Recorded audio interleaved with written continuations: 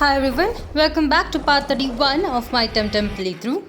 I know I've been uploading these videos a bit slowly, but I'll try to take it up this week and let's see how fast we can actually complete this series. Alright, I believe in the last episode we went ahead and went into the library, talked to Dr. Sasaya, and we got to know that we have to go to Sipanku, which is the next region, to move on forward with the storyline. Instead of that, I'll be going ahead and completing a couple of backtrackings that are left out. I believe I ended out in Dennis in Aquamarina Cave. We were right next to a shrine which actually had a scripture. That is where I am in this episode as well. I decided to go ahead and battle all of the people in the shrine today. I believe we have already challenged the first tamer.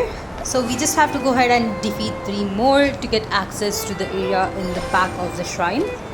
This is the place where you'll be able to evolve your 2Y into a part water type. I believe it already has the wind typing, so you can definitely go ahead and evolve it here. But if you want to evolve it into other things or other types, there are other shrines that we can actually go to. I believe we have already seen around 3 shrines. This is the first one. The second one is in Tukma, where we did see the crystal shrine, and the third one is actually in a cave which actually exits out to Taza Desert. I believe that one was not accessible since we were going through Kisiva, but now that we have defeated the Belsoto clan from Kisiva, you'll be able to access the side caves in that tunnel and you'll be able to find the Earth Shrine. I'm pretty sure each of these actually have their own names. Now what I'm saying is not its name, but I just like to reference it as such because I really do not remember the names themselves. Now here we have our second tamer for the shrine. It seems that the levels have definitely gone up. I believe the leader of the shrine will have definitely TemTems around level 60, which should be pretty good.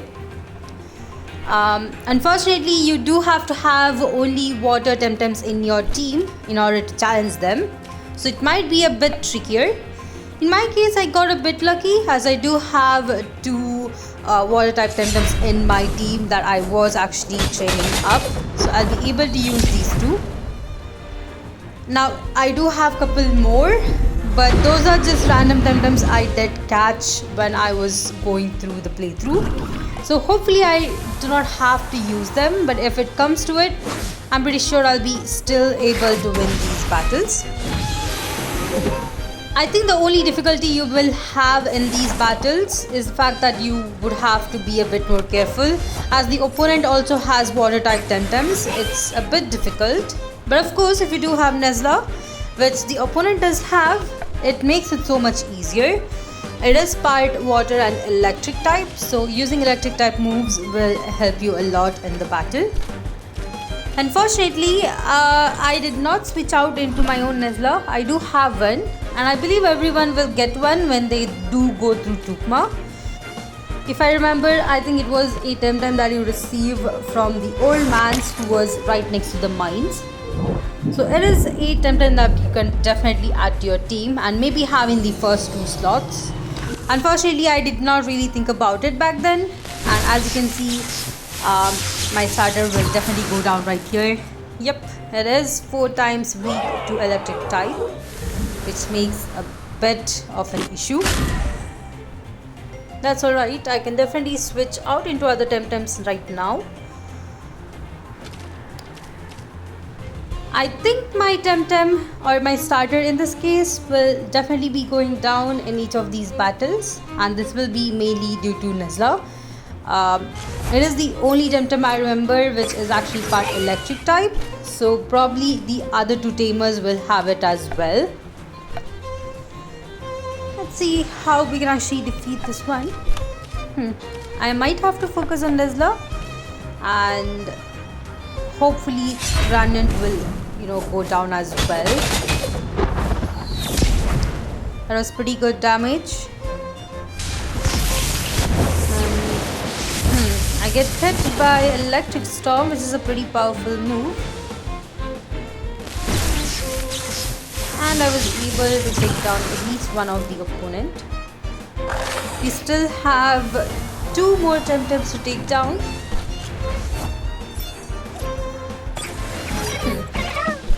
Okay, this would probably be easy. Whiplump has 4 times weakness to electric type as well, so I'm pretty sure it will be fun. Also ignore me opening up the pop-up menu for resuming or pausing the game. This is something I tend to do sometimes, and it's mostly because of the B button that I accidentally click.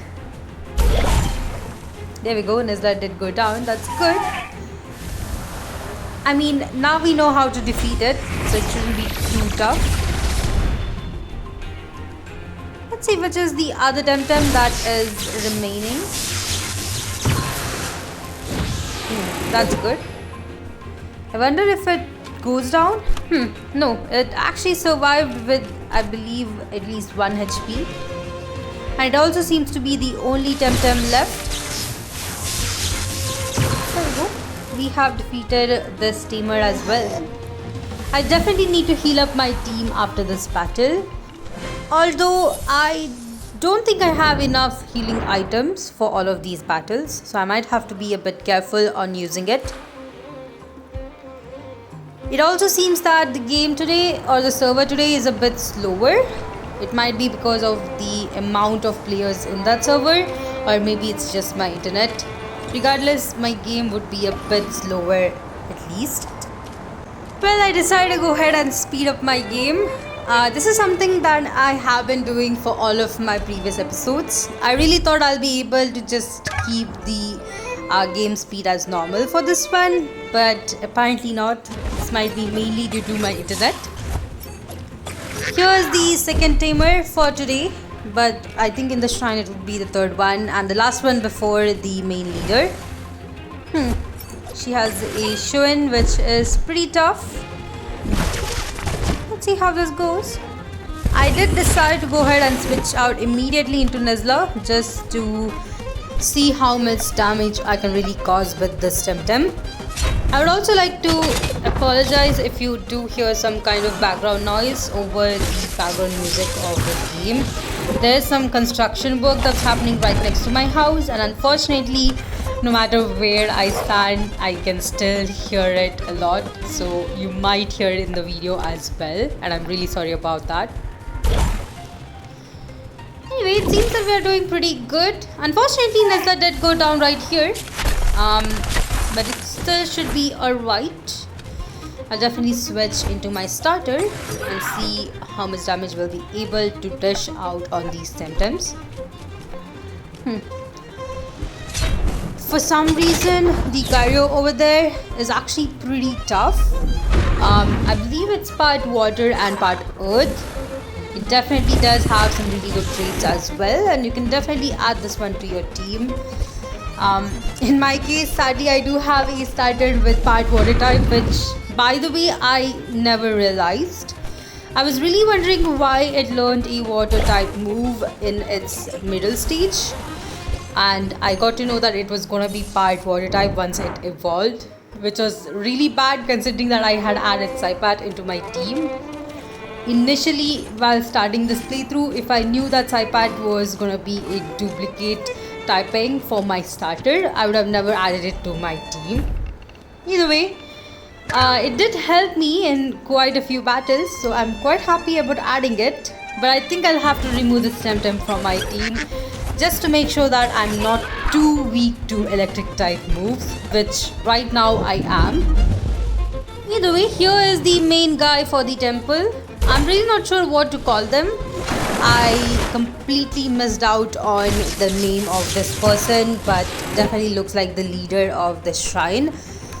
He does have some pretty tough TemTems, and I did decide to go ahead and switch out into Nizla just to make it a bit more easier. Although the Saipat in the opposite team is definitely doing way too much damage. Ooh, I am getting a new move, Electric Storm. Now that is great. Alright, so the leader actually has another Nizla. I need to take it down before it takes me down, which it almost did right here.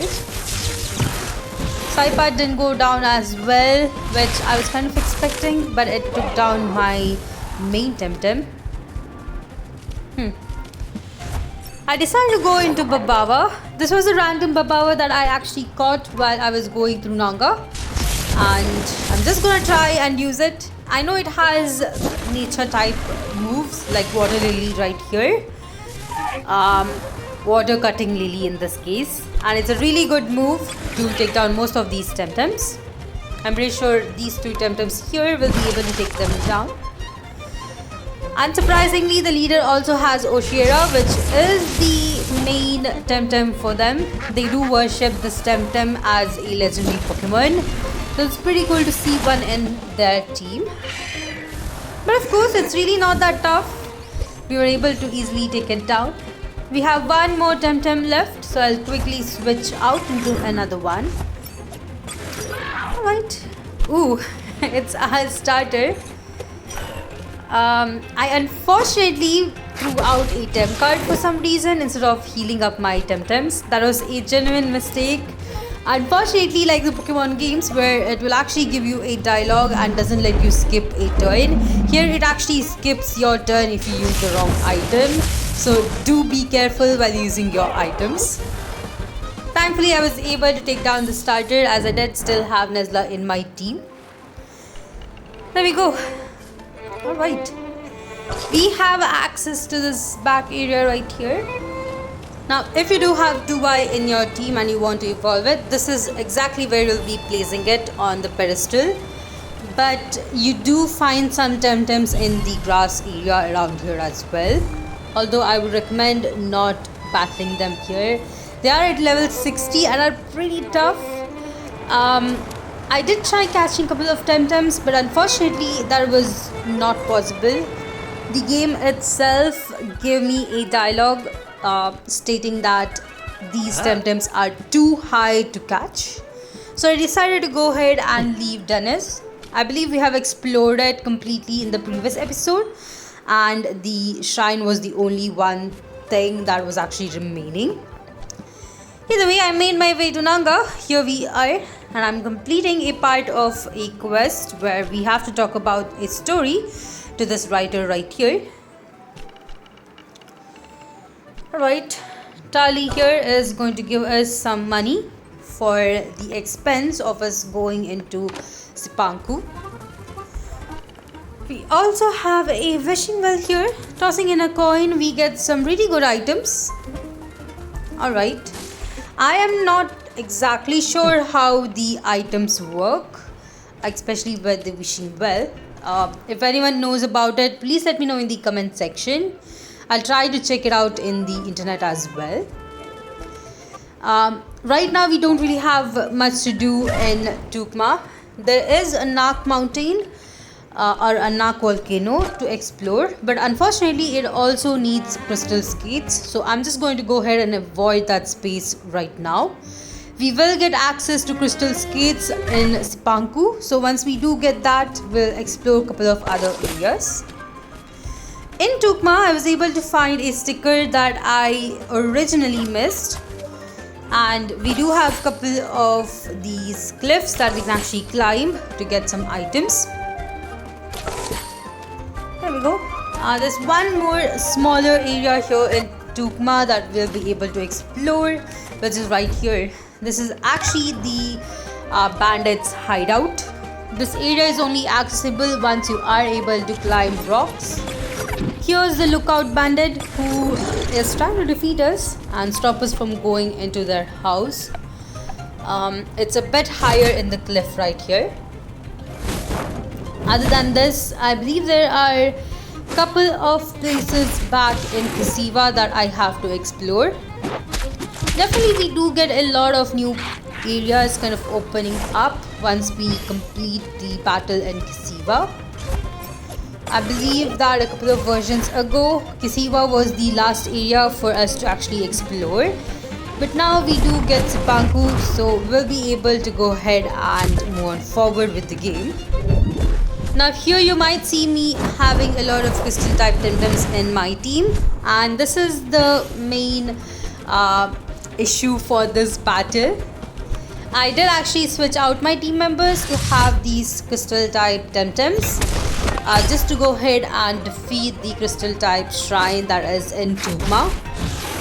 I believe I have visited the shrine before but never defeated the tamers, so that is still left. Other than this, we have one more area right next to the Amethyst Barrens. It's a small area full of crystal structures. There's also a crystal structured lake underground right next to Quetzal city. That one is remaining as well. Seems to me that Tugma has a lot of areas with just crystal structures, which actually require you to have crystal skates to explore. Hopefully I'll be able to backtrack at some point. We are really struggling in this battle, and this is mainly due to the TemTems I have in my team. But that's alright, since we did defeat this guy, I definitely have to go back to heal up my TemTems. Now you might hear some rain in the background. It's heavily raining here as well. It's a lot of disturbance today, but I hope you guys can hear my voice clearly. Anyway, here we are in Bandit Hideout, and immediately as soon as we enter, we have another tamer battle. I believe we have one more battle in this area, but it depends on whether I have a specific quest or not. For now, I completely forgot to switch out my TemTems. Once more, I'm still having the crystal TemTems in my team. So this battle is definitely going to be a tough one. Let's see if we can at least try to defeat them. Good thing is that I do have this nature TemTem here. That should help me. Ooh, I might have to switch out Anatai. This is really not that good. Yep, it would probably go down in the next turn. So let me quickly heal it up. Right. Using Sharp Leaf, at least one of the TemTem is down. We do have another one coming up. Ooh, alright. Arknox is also pretty bad. Considering that Antan will really not survive this. Let's hope it will be able to do a bit more damage before going down. Oh well. There we go. Got hit by a tsunami, but it really did not do the amount of damage I was expecting it to, which is surprising. But Crystal Bite at least takes down Platimos, which is good news. I believe we'll be able to take care of Arknox's nest. To be honest, this battle actually took me a long time in real time. I'm just speeding up it right here. So it definitely was more painful in the normal speed. I was definitely struggling at this point. I think I'll never do this mistake again. I'll make sure that I defeat all of the tamers first and then go ahead and switch out my team before heading out to the shrine. Let's see how tough this is gonna be. Thankfully, Anton didn't really go down in that turn right there. It survived with 12 HP and it will heal up a bit more. Right, I have to switch out into Shuin. Maybe it would have been better if I did switch out into Shuin at first. It does know a couple of moves that might help me. This turn Anton really went down, but that's alright. I'm just going to go ahead and switch into Elish. I guess it's Crystal Dust and... Ooh, it actually survived. But of course it does go down for the next turn. There we go. This was the second guard for the lookout post. Now that we have defeated her, we are able to freely run around. We have a couple of buildings, but none of them really have anything significant. You can definitely try to talk to these people here, and most of them are actually from Quetzal, which makes me kind of question if the people in Quetzal are really happy and are actually free to roam around, considering that this lady right here just told us that She used to live in Quetzal before, but she really didn't like the amount of rules and regulations they had there. So she decided to go ahead and move out of the town and become a bandit. This is pretty sad, but I guess that is on this game. I really do not want to delve into all of those stuff, but it's pretty sad to see that as a reality here. But the main reason why I was here was for Elizabeth here. She's actually the sister of one of the people in the Wambi Jojo, who had actually requested us to go ahead and check out on her to make sure that she's actually safe. Apparently she ran away from home and is trying to live with her boyfriend here in the barren lands. But of course, we definitely have to at least check upon her. We really can't change her mind in any way, but we can definitely try to tell that we are here to help her if she needs anything. In this case, she does request us to go ahead and find her boyfriend, who is actually right in the area where our ship crashed. If you might know, a couple of episodes ago, Narwhal crashed and we actually came here to Tukma because of that. So let me quickly go ahead and find her boyfriend, whose location is right there on the map with a question mark. Alright, let me make my way there. There's also another quest, but I believe I'll be coming back for it on a later stage. The quest includes me taking the fire from the center of the bandit circle, so I definitely have to come back here. But of course, making my way back, I was just wondering if I should go to the shrine, but I think I'll go ahead and complete this quest before I head out there. Anyway, here we are. It seems that this area is cleaned up and there's no smoke or no debris around, which is really good. We haven't really left out any other items here either. But we do find her boyfriend here, who is a bit rude to us. He thinks that we are just a normal citizen and does try to tem up with us. Of course, we definitely have to defeat him here before he even wants to listen to what we have to say. That's alright. Let's see how well we'll be able to, I guess, go ahead and defeat him.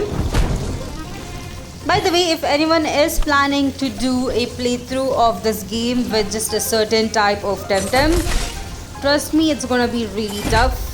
You can see me literally struggling with my crystal TemTems here.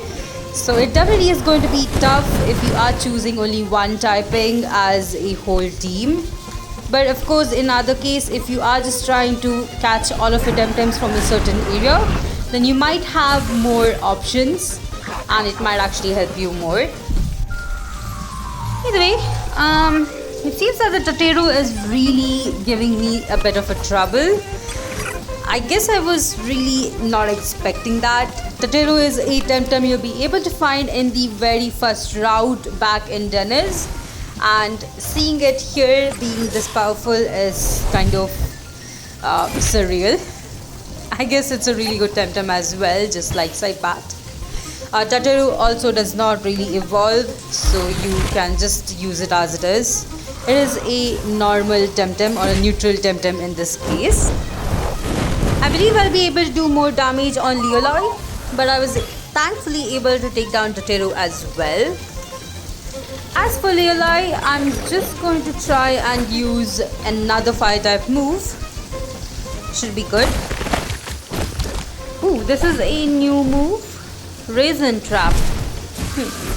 There are definitely more newer moves that are coming out now, especially since we are quite higher in the game. Some of the animations, like the Raisin Sap right there, was super cool. I hope I'll be able to find some better moves for my team members as well. Now that we have defeated him, we try to, I guess, kind of ask him to talk to her once, since he has been pretty rude to her. In this case, we definitely have to help her. We also have the option to loot him, which I actually did not choose, but you can definitely try to choose it as well.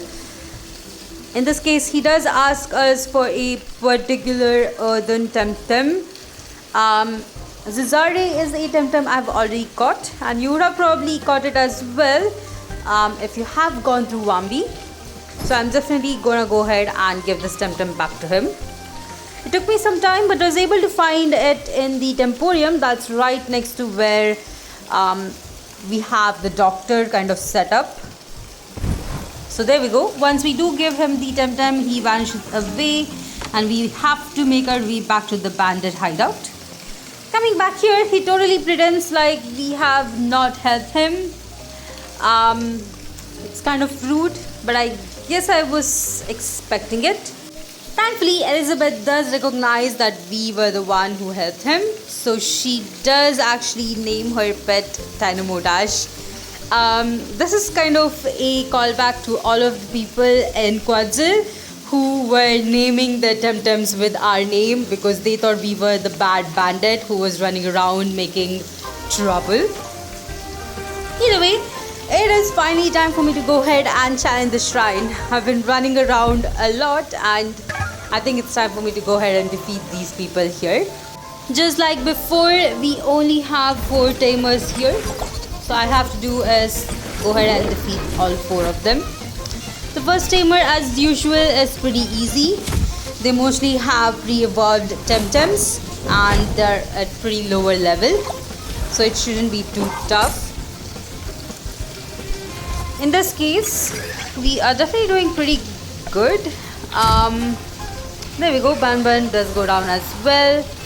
Lamp Knight does have the scavenger trait which did heal it up, but thankfully I was able to take it down in the very next turn. Last one is Oculara and we are able to simply take it down with just 1 turn. That was pretty easy. I think this is actually a bit better than the Water Shrine. The main reason for this would be that we have access to this shrine first before the other one. So it makes it much easier for us to go ahead and defeat these tamers way before than that. I believe my TemTems were around 50 level around the time I was able to access the shrine, so it kind of does make sense. Here we have the second tamer who has not that powerful TemTems, but they are definitely challenging and you do have to be a bit more careful. But if you are using Antan, I think this battle will be super easy. Of course, fire type moves are super effective against crystal types, so it makes it so much easier. You can also try using earth type moves.